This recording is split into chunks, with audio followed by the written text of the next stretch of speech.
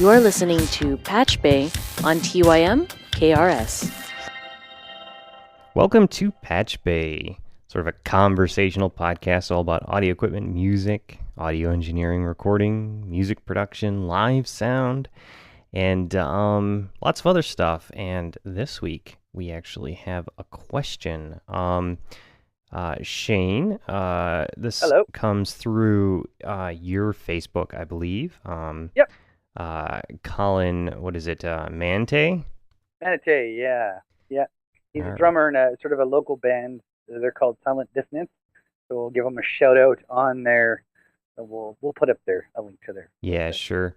And so what kind of band is this? Just so we can have some context with the question. Those guys are super heavy metal. Okay, so these But guys more are like- loud then. They're loud, but they're like throwback metal to a degree. They'll probably cheer, but like it's more kind of there's like new age sort of heavy metal to it, but you can tell they're like super metal, like Iron Maiden fans. So I'm sure they'll appreciate that. But so yeah, Colin emailed me and he says I'm looking at these X amount of microphones and I would like to have them useful for both the studio and live, which is an extremely difficult and not so much loaded question, but it's an extremely not difficult question to answer, but yeah, it was a good question for sure. So me and Whisker did a little bit of research on this about 3 minutes ago, just because none of us have actually worked with any of these microphones. However, we've worked with microphones by all these companies. Yeah, they're the mics that he picked out are pretty close to other mics that we've both used, but they're just different enough that we actually had to make sure. And so we did a little bit of reading up on them and a little bit of thinking. And I'll let Shane go here. So, well, the first thing that I was sort of thinking about was the Shure Beta91. First thing I thought was, this is a really cool idea for a kick drum mic. But I guess the whole point of it is it's like a it's a boundary mic kind of a thing. It's probably got some kind of a low end boost on it that you just basically lay inside your kick drum, which to a degree you'll probably get a little bit more whack and thump out of it than like I use an AKG 414 microphone. Not 414. It'll come to me. The regular sort of D112, AKG D112, which is a condenser, or not condenser, a dynamic microphone. What I was going to mention is that pretty much everything that I do recording is basically dynamic microphone. As far as using a condenser on stage, you need to make sure you can get phantom power or bring your own set of mic preamps. So doing the wiring live might be a little bit more of a pain in the butt. Just because you need to make sure you've got your phantom power. Yeah, and you would hate for that to be a killing factor for being able to work a venue because their board doesn't have phantom power out the snake to where you're at on stage. Then you don't get to do your usual setup, and that just causes all sorts of chaos. And for most, unless you're doing the mix yourself and sending him a feed, most places are using Mackeys and things like that, which do have phantom power, but they're also, depending on the type of console, might have phantom power only a certain set of channels. So the guy may have to rethink where he's plugging microphones in if he can, only use channels. Yeah, the phantom power supplies on a lot of the modern mixers and stuff, they've got, switchable banks where they can turn it on and off. And they've, when you're dealing with a stage, you really have to be careful with that because if you turn on a bank and you've got stuff attached to it that you're not familiar with because, the band brought it, you can cause some pretty serious and dangerous problems. So the sound guys typically aren't going to want to turn on phantom power unless they absolutely have to. Right. And I was going to say too, like there's certain things like some DI boxes won't play well with them. There's just certain things won't play well with them. If you're taking a feed off of an amplifier, like a line out feed off of an amp, like an XLR out or whatever. Sometimes that will screw with the tone on the amp. Like there's lots of possibilities. Now, not to discount that this is a good idea or a bad idea. It's just that It I makes have the a sound point. guys nervous. I mean, Right, typically. I mean, exactly. sometimes it's unfounded. Most of the time it's unfounded, but Mhm. all it takes is it being troublesome once to convince a sound guy to try to avoid Phantom for Right. live stuff. And yeah, and the thing is too, a lot of those guys are sort of dinosaurs as far as how they go about things. I was going to mention with the kick drum microphone specifically, the one good thing about this microphone is that it's going to be actually inside the kick drum, which is nice because when a lot of the times if you don't have a skin off or if you have like a D12, D112 in front of the kick drum, like in the hole, sometimes you'll get like the whooshing sound of the air, which can be somewhat problematic. So that's definitely one definite bonus. I don't know if you technically need a condenser microphone inside a kick drum. Apparently, it seems like a good idea, but if I had that in the studio, I'd be padding it right away. More often than not, when I've got a dynamic microphone in front of a kick drum, I'm padding it, and they're usually a lot less, like they're a lot lower output than a condenser microphone is. So I can't see using it full range. I mean, unless you're in a jazz trio or something like that where you're not playing it. You know what I mean? Yeah. So getting to the other getting to the microphone choices there, basically the C430s, which are an AKG mic, they're like a pencil kind of microphone. There's a And lot of that's sort what of he was talking about for his overhead hat and sort of hi stuff. hats. Yeah. I wouldn't worry too much about miking the hats. Um, I sometimes do, sometimes don't in a session when I'm recording. It really depends on the situation. Hats will cut through like crazy on overheads and sometimes into the snare mic. To have a specific balance of it, I don't know if it's always so much warranted. Like I'm trying half the time to get the hats out of the overhead mic. Um, so and then when you do put a mic, they're super crunchy. Like I'll use it, but in the mix I use it sparingly, unless it's like a very specific kind of like all hi hat part, like like that kind of thing or whatever. Like, so I would, if you're gonna mic your drum kit live, yeah, definitely kick, snare, the toms, overheads. A lot of times, live guys don't do stereo overheads because the system is being ran in mono, so they would sooner have just a mono overhead over top to, Yeah. When you start taking stereo feeds from overheads like that and feeding it into a mono system on a stage that is set up, sort of on the fly, you're going to get problems with phase. Right, and then the other thing too is you probably don't want a lot of foldback on a kit, so you're probably not going to get no overheads in the monitors. There's a good chance you're only going to get kick and snare, if anything. I understand what he's probably going for is more to have mics in the studio, like at home, that he can use that are high quality to record with. To use them live though, and I've seen these guys live and they're loud, and to use a condenser mic live on a bluegrass trio or something like that, that's a great mic for it. But for You can get drums, away with it because the instruments are much quieter, but right? when you're using a condenser mic right next to a bunch of other dudes who are making a lot of freaking noise, Yeah, guess what yeah. your condensers are going to pick up?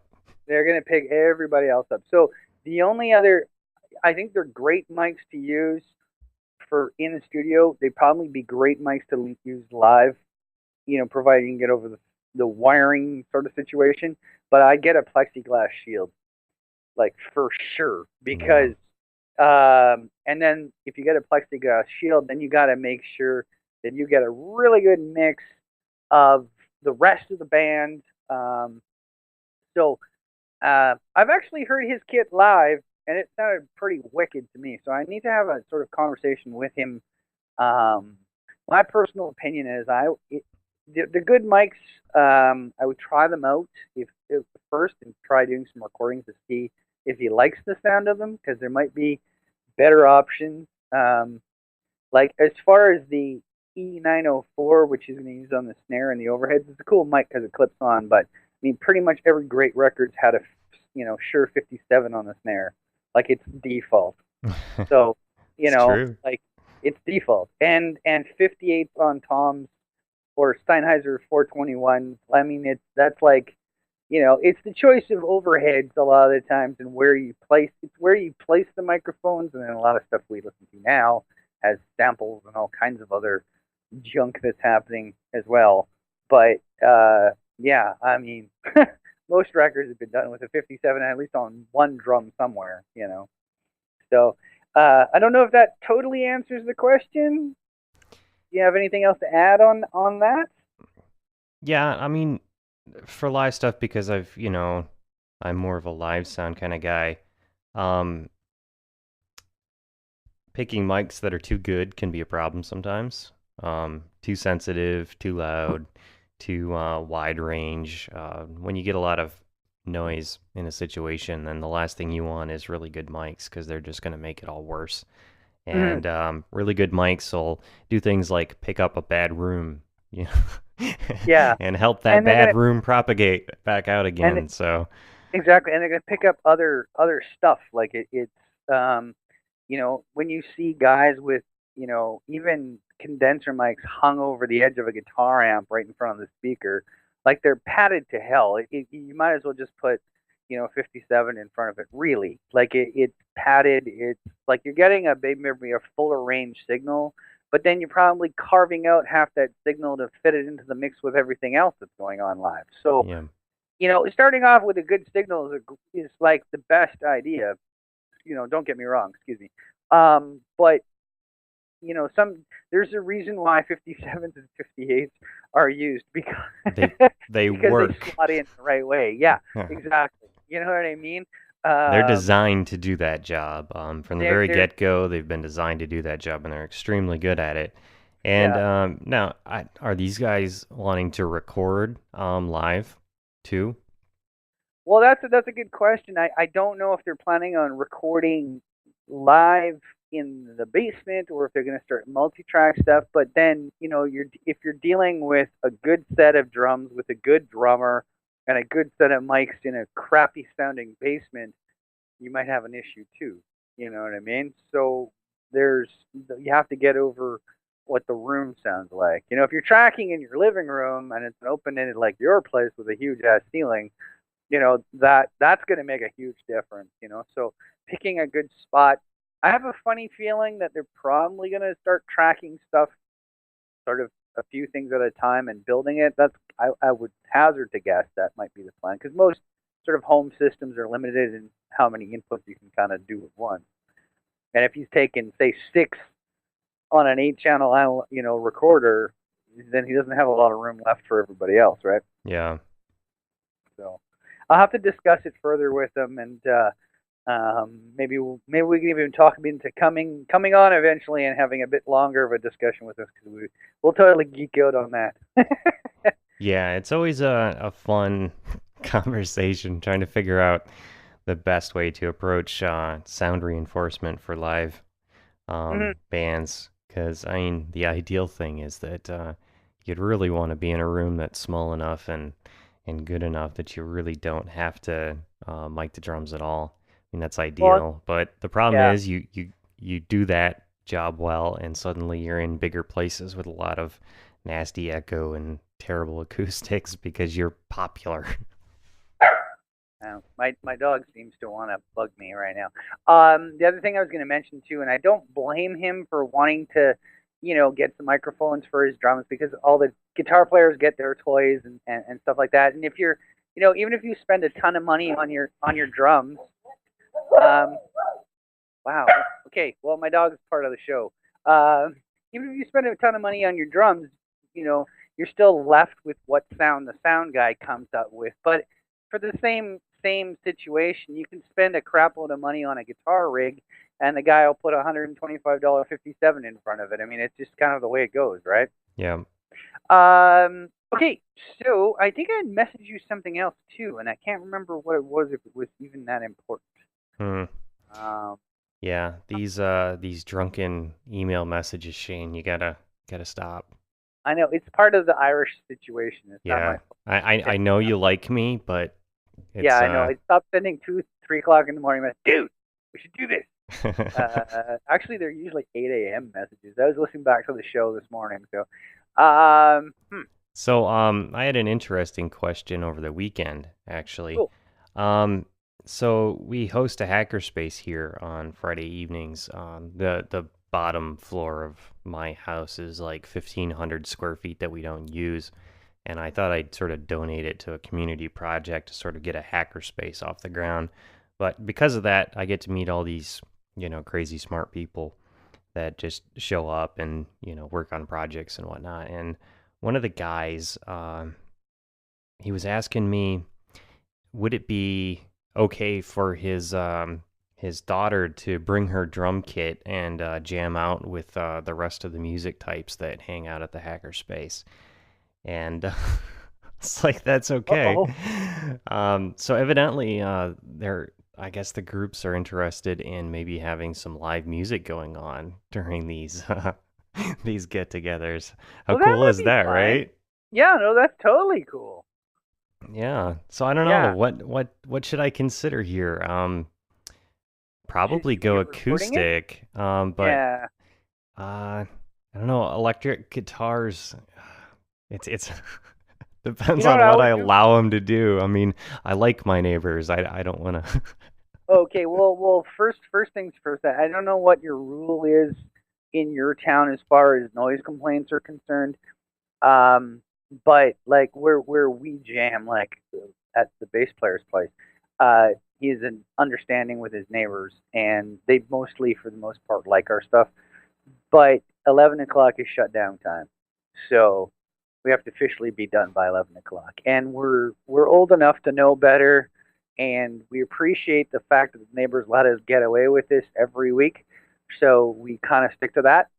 Um, I wouldn't worry too much about setting up PAs and shit like that, because then you're going to spend more of your time dicking around making headphone mixes and that kind of stuff. I think acoustically is probably the best way to go. And you know what? Throw a condenser mic up or something somewhere in the room, and just one mic, and you can just record it just for posterity's sake. You know what I Yeah. mean? I've done that a few times. I remember one time at a Christmas party at the studio, and I just threw a condenser mic in the room and hit record and let it go. And some of the entertaining conversations I got on tape afterwards were pretty funny to watch, right, or listen to. So, but yeah, don't be too over the top and geeky about it at the start anyway, because then people expect certain things, right? Yeah. Free, right? So that's what I suggest. I say go acoustic. Drums is definitely, it starts to become, you can raise that level. uh, if the kid plays congas or something like that, then it tends to kind of diminish the volume a little bit anyway, or the excitement. Yeah, so I don't know, Yeah. maybe I'll just give him a corner and say, okay, you're not allowed to plug anything into the wall. Sit over there. Well, I mean, it's cool to bring an amp, but it like, if it's a jam, you kind of hope people sort of, for the most part, like if a bunch of people show up with acoustic guitars and somebody shows up with electric, the electric guy should know better than to drown everybody out. He should, kind of thing, right? Like I used to go and hang out with these the music and folklore types out in Beaudesert, and we'd always have these jams in the back room, and it was always just straight acoustic. And if somebody showed up with something louder, they just sort of kind of caught the flow of everybody and sort of kept it. What we used to do too is, because there used to be about 30 people show up with guitars and just sort of sing songs and play, and a lot of times everybody's playing the same chord or changing keys with capos just to make it interesting. Nothing like transcribing on the spot, But they just do a circle thing. Do you know what I mean? Yeah. Another thing I was thinking was, oh, I don't remember there's a YouTube show, and I can't remember the name right now. Maybe I'll throw it in the show notes or something. But Foster the People did an acoustic version of Pumped Up Kicks for this show. And the drummer, basically just used the floor tom, and he taped his wallet to the top of it to deaden it a bit, and used brushes, and one of the brushes using the brush end, one of them using the ring on the back of it, and was able to get a really, really, really good sort of live slash jam slash acoustic sort of sound. And but he's good enough that he was able to use the rim and all that sort of thing to get the rest of the sounds. I don't know, maybe just setting up one stool and a floor tom and let the drummers just monkey with that and see what they can do. Yeah, and it's nice to be limited too that way. Like, I mean, like I say, our band, we sort of do acoustic. We can be super loud, and then we can be acoustic. And the drummer was originally sort of a percussion player, and we did a party at this lady's house. She took her kitchen table out of the kitchen. That's where we set up. And we had a PA basically set up for the singer. That was it. And all the rest of us were jamming acoustic. I think the bass guitar went to the PA. Everybody else was just play as loud as you need to, kind of. And it was friggin' awesome, you know. But he showed up with, as soon as somebody shows up with congas or, you know, like a cajon. Have you seen one of these things? They're amazing. Yeah. Yeah. I need to get one. I actually seen a kit you can buy for like $35 to like build your own. Anyway, yeah, as soon as you show up with like those things, it just sort of changes the atmosphere of it right away. Not to say that you can't get crazy with them, but you just tend to sort of go for those tunes that work better acoustically, you know. So that, I don't know. Yeah, that sounds cool, man. I would. You might even be able to turn it into a show if they get good, you know, like get something that's happening. You know what I mean? Like live from Tymkrs or something like that. Yeah, we totally. Yeah, that's exactly the sort of thing I think we would probably want to do. I mean, if there was some nice live music going on here, I think I'd set up the good camera and let it roll. And in that case, I would say still don't worry about any kind of reinforcement. Mic them up to do a live sort of mix for yourself, but I wouldn't worry too much about like any kind of real headphone mixes or PA or anything. Just let them go for it. Because the thing is, as soon as you give somebody an option of having a PA, they're going to take it, and then they like, you know, I'm maybe it's just because I've done live sound, but I never complain about the mix. I just walk up there, plug my guitar in, and go. I'm like, I'm going to play on 7. This is as loud as I'm going to be.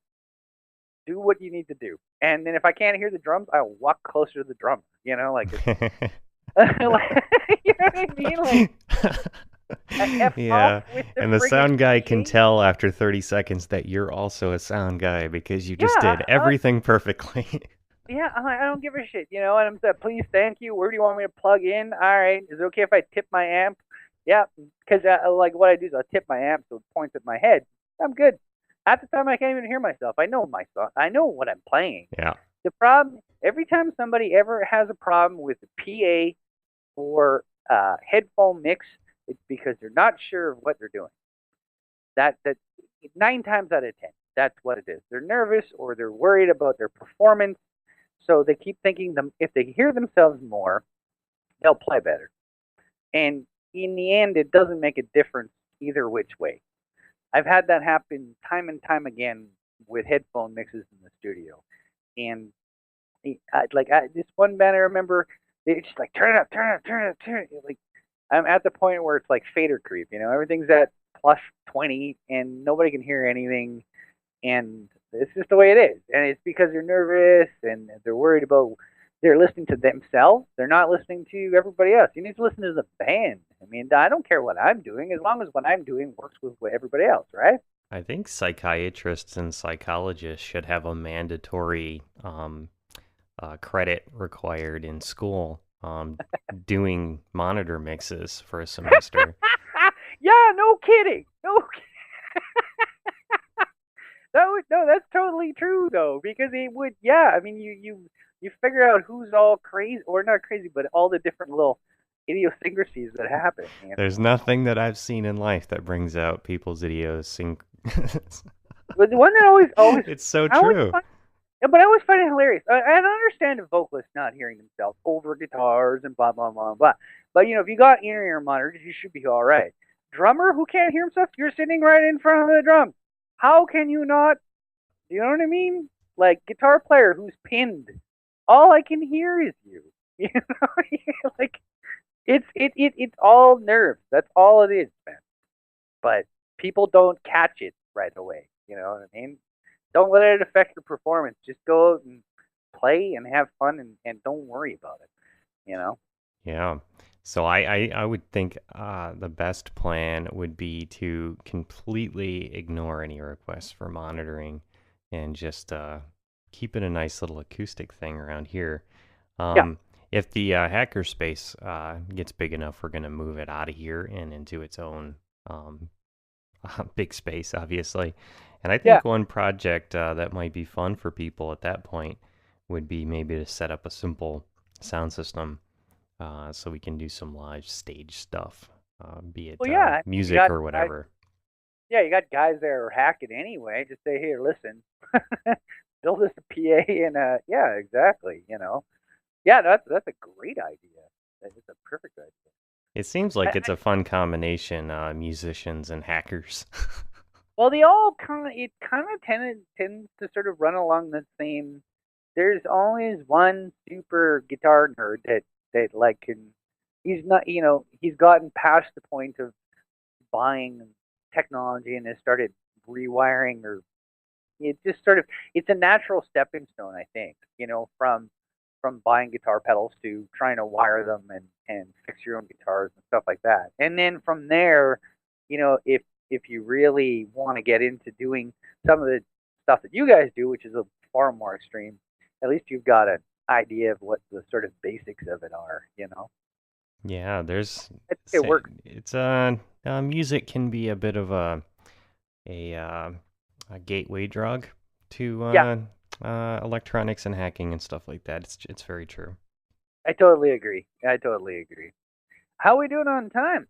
Oh, we got a minute left. Was there anything that we wanted to cover? I mean, we can let people know that we will answer your question too if you email it to feedback@tymkrs.com. And we will definitely get to that. Even if we don't have time right away, we will get to it. So yeah, that's the one thing I was going to mention before you completely sign off is that you mentioned that Prairie Home Companion. Yep.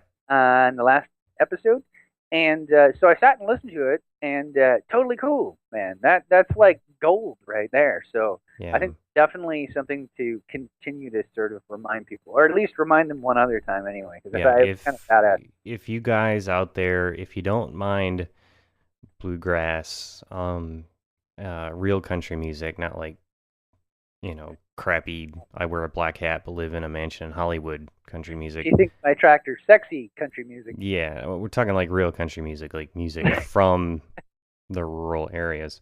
People who actually have ridden horses country music. Let's see.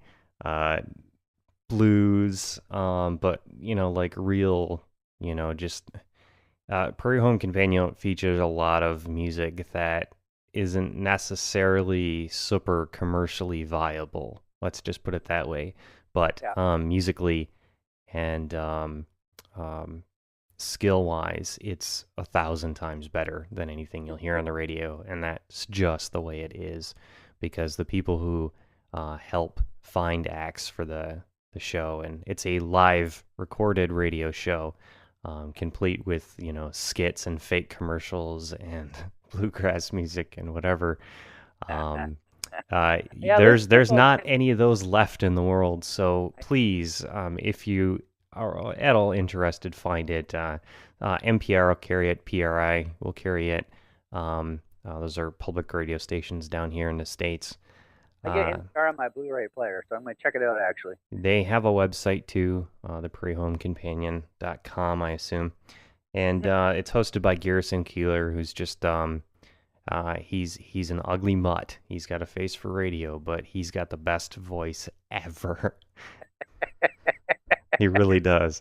And they've been doing the show live just north of us in St. Paul for, probably, since I was little, and they'd been doing it for a long time then. So it's been on the air for a long time.